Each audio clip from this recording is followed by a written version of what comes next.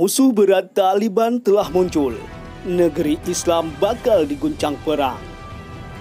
Ternyata perang perebutan kekuasaan di Republik Islam Afghanistan belum sepenuhnya tuntas walaupun pasukan Taliban sudah menguasai seluruh negeri.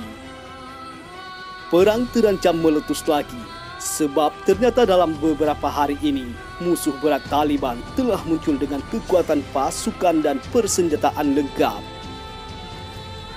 Mereka merupakan bagian dari pasukan militer Afghanistan alias pasukan keamanan nasional Afghanistan yang menyingkir dari ibu kota Kabul ketika kota bersejarah itu digempur pasukan Taliban. Selain ANDSF, dikabarkan satu detasemen pasukan tempur juga bergerak ke Lembah Pansir untuk bergabung dengan pasukan Ahmad Shah Mansur. Mereka adalah pasukan yang dikomandoi Yar Muhammad Dostum, putra dari Jenderal Perang Afghanistan Abdul Rashid Dostum.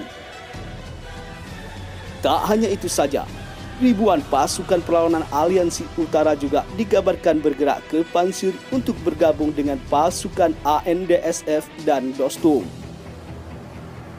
Sampai saat ini, belum ada pernyataan resmi dari pasukan Taliban terkait kemunculan pasukan di Lembah Pansir. Hanya saja Taliban sebelumnya telah mengetahui tentang konsentrasi pasukan Wuduh di wilayah tersebut.